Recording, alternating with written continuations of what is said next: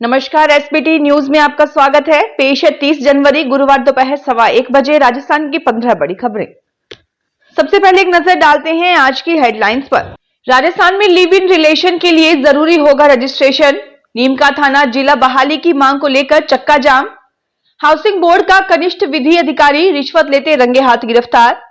PMLA के तहत 20 साल में पैसा जब्ती का ईडी ने दिया हिसाब। राजस्थान में दूसरे बजट से पहले भाजपा विधायक दल की बैठक आज। और अब खबरें विस्तार से सुनिए। उत्तराखंड में यूनिफॉर्म सिविल कोड यूसीसी लागू होने के बाद लिव इन रिलेशनशिप का रजिस्ट्रेशन अनिवार्य हो गया है। अब ऐसा ही राजस्थान में भी होने जा रहा है। राजस्थान हाई कोर्ट ने लिव इन रिलेशनशिप को लेकर एक बड़ा और अहम आदेश दिया है। कोर्ट ने सरकार से कहा है कि ऐसे जोड़ों के लिए रजिस्ट्रेशन की व्यवस्था की जाए।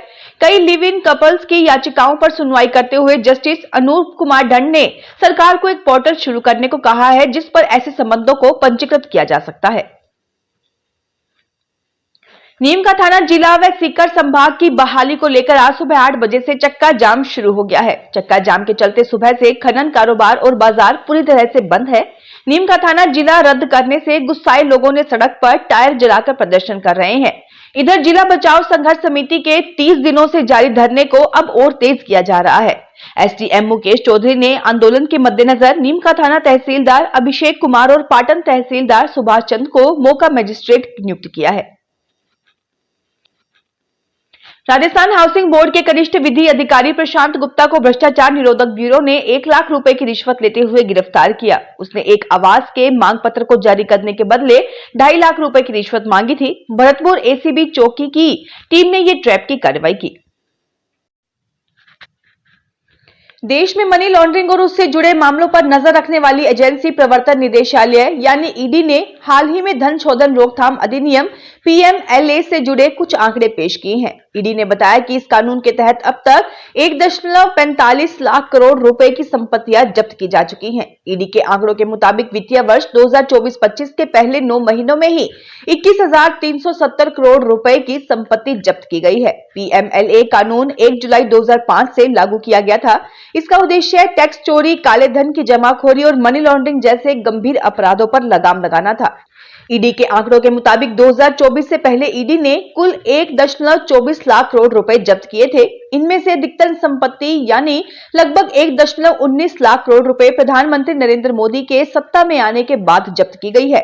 हालांकि कांग्रेस सहित विपक्षी दलों ने आरोप लगाया है कि पिछले कुछ सालों में ईडी ने इस कानून का दुरुपयोग किया है और विपक्षी पार्टियों को निशाना बनाया गया है। वहीं केंद्र ने एजेंसी की कार्रवाई का बचाव करते हुए कहा कि यह एक स्वतंत्र एजेंसी है और इसकी जांच पूरी तरह से निष्पक्ष होती है। राजस्थान विधानसभा में बजट सत्र की तैयारियों को लेकर आज बीजेपी विधायक दल की बैठक बुलाई गई है। ये बैठक दोपहर 2 बजे मुख्यमंत्री आवास पर होगी। संसदीय कार्य मंत्री जोगाराम पटेल ने बताया कि इस बैठक में विधानसभा सत्र की तैयारियों को लेकर चर्चा की जाएगी और विधायकों को सत्र के संबंध में ई प्रेजेंटेशन दिया जाएगा। इस बार सत्र में कई नवाचार भी किए जा रहे हैं। विधायक अपने सवाल और जवाब मोबाइल ऐप पर भी देख सकेंगे। चंडीगढ़ नगर निगम के मेयर के लिए वोटिंग की प्रक्रिया शुरू हो गई है। भाजपा ने हरप्रीत कौर बबला और आम आदमी पार्टी ने प्रेमलता को उम्मीदवार बनाया है। सुप्रीम कोर्ट के आदेश पर इस चुनाव की वीडियोग्राफी होगी। इसके अलावा सुप्रीम कोर्ट की रिटायर्ड जस्टिस जयश्री ठाकुर बतौर ऑब्जर्वर यहां मौजूद रहेंगी। इसी बीच बुधवार शाम को मौजूदा मेयर कुलदीप टीटा पर भ्रष्टाचार की एफआईआर दर्ज कर दी गई है। हालांकि वोटिंग से पहले उन्हें पंजाब एंड हरियाणा हाईकोर्ट से जमानत मिल गई है। प्रयागराज महाकुंभ का आज 18वां दिन है। सुबह 8 बजे तक लाखों श्रद्धालुओं ने स्नान किया। मीडिया रिपोर्ट के अनुसार 13 जनवरी से शुरू हुए महाकुंभ में अब तक 28 करोड़ 13 लाख श्रद्धालु स्नान कर चुके हैं। मौनी अमावस्या पर करीब 8 करोड़ लोगों ने स्नान किया। सरकार ने 2019 में कुंभ में तैनात रहे 2 अफसरों आईएएस आशीष गोयल और भानु गोस्वामी को तत्काल प्रयागराज बुलाया है ताकि व्यवस्थाएं और बेहतर की जा सके। इधर सुप्रीम कोर्ट में भगदड़ को लेकर जनहित याचिका दायर की गई है जिसमें जिम्मेदार अफसरों पर कार्रवाई की मांग की गई है। दुनिया के सबसे बड़े साहित्यिक मंच जयपुर लिटरेचर फेस्टिवल की शानदार शुरुआत हुई है। क्लार्क्स आमेर होटल में हो रहे इस फेस्टिवल में राजस्थानी संस्कृति मुख्य थीम है। वेन्यू में मेहमानों का स्वागत भी इसी परंपरा पर किया जा रहा है। शाही सवारी, कच्छी घोड़ी डांस, ढोल नगाड़े आज के मुख्य आकर्षण हैं। फेस्टिवल के उद्घाटन इवेंट से पहले गुरुवार सुबह 9 बजे सुप्रिया नागराजन का मॉर्निंग म्यूजिक सेशन हुआ। 5 दिन के इस फेस्टिवल में दुनिया भर के 600 से ज्यादा स्पीकर्स शामिल होंगे। बाड़मेर जिले में मनरेगा श्रमिक अपने घर से मोबाइल ऐप के जरिए मनरेगा में रोजगार की मांग कर सकेंगे। इसके लिए जिला कलेक्टर टीना डाबी एवं मुख्य कार्यकारी अधिकारी सिद्धार्थ पलनीचामी ने दरुड़ा ग्राम पंचायत में ऐप को लॉन्च किया। इस ऐप का फर्स्ट चरण में 5 ग्राम पंचायतों में ट्रायल किया जा रहा है। जिला कलेक्टर टीना डाबी ने कहा कि मुख्य कार्यकारी अधिकारी ने मनरेगा श्रमिकों के लिए ऐप विकसित करके सराहनीय पहल की है। अब तक मनरेगा में रोजगार की मांग करने के लिए फॉर्म संख्या 6 में आवेदन करना पड़ता था। इस नवीन पहल की वजह से श्रमिक अपने घर से मोबाइल ऐप के माध्यम से रोजगार की मांग कर सकेगा। इससे समय की बचत होगी। देश भर के किन्नरों का 10 दिवसीय महासम्मेलन 16 से 26 फरवरी तक राजस्थान के अजमेर में होगा। वहां वैशाली नगर के एक निजी स्कूल में होने वाले इस महासम्मेलन में देश भर से 4000 से ज्यादा किन्नर आएंगे। अजमेर गद्दीपति सैलानी उर्फ बिजली बाई ने कहा कि आयोजन शुरू होने से एक दिन पहले 15 फरवरी को आयोजन स्थल पर किन्नरों की कुल देवी बहुचरा माता के निमित्त हवन होगा। किन्नर समाज की ओर से बजरंगगढ़ स्थित अंबे माता मंदिर पर 1.25 किलो चांदी का खास छत्र चढ़ाया जाएगा। किन्नर आयोजन स्थल से बैंड बाजों ढोल धमाकों के साथ नाचते गाते मंदिर पहुंचेंगे।